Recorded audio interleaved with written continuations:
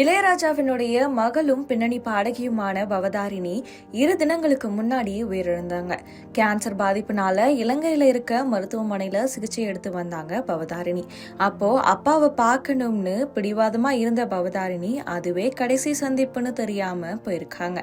அதுக்கு பிறகு பவதாரிணியோட உடல்நிலை மிக மோசமாகி அவங்க உயிரிழந்ததா சொல்லப்படுது. பின்னணி பாடகியும் இளையராஜாவினுடைய மகளுமான பவதாரிணி ஜனவரி 25 மாலை உயிரிழந்தாங்க. கேன்சர் பாதிப்புக்காக இலங்கையில சிகிச்சை எடுத்து வந்த நிலையில திடீர்னு பவதாரிணி உயிரிழந்தாங்க. இதனையடுத்து அவருடைய உடல் சென்னை கொண்டு வரப்பட்டு பிறகு தேனியில இருக்க இளையராஜாவினுடைய பண்ணை வீட்டுல நல்லடக்கம் செய்யப்பட்டிருந்தது.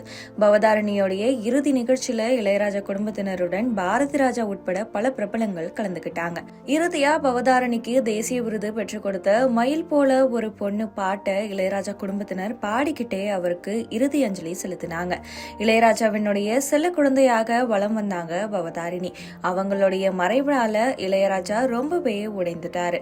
இந்த நிலையில பவதாரிணிக்கு கேன்சர் பாதிப்பு இருந்ததே சில மாதங்களுக்கு முன்னாடி தான் தெரிய வந்திருந்ததாம்.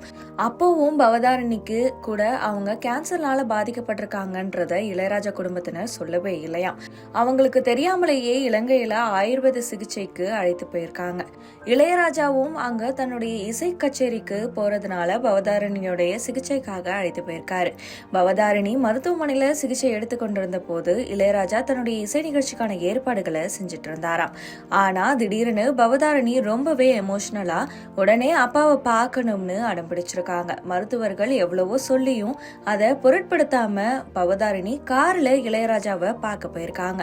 பவதாரணி திடீர்னு வந்ததை பார்த்த இளையராஜாவே ஒரு கணம் பதறிட்டாராம். அதுக்கு பிறகு அவங்கள தேற்றி மருத்துவமனைக்கு அனுப்பி வச்ச இளையராஜா அவரும் கொஞ்ச நேரத்துல அங்க போயிருக்காரு. ஆனா அவர் அங்க போறதுக்கு முன்னாடியே பவதாரணிக்கு மூச்சு திணறல் அதிகமாக்கி சிகிச்சை பலன் இல்லாம உயிரிழந்துட்டாங்களாம். மருத்துவமனையில இருந்து அவங்க வெளியே போனதுதான் மூச்சு திணறலுக்கு காரணம்னு சினிமா செய்தியாளர்கள் தெரிவிச்சிருக்காங்க. அதே நேரம் தன்னுடைய வீட்டுல ஏதோ ஒரு துக்க நிகழ்வு நடக்க போகுதுங்கிறத இளையராஜா சில வாரங்களுக்கு முன்னாடியே கணித்து விட்டதாகவும் தகவல் வெளியாகி இருக்கு.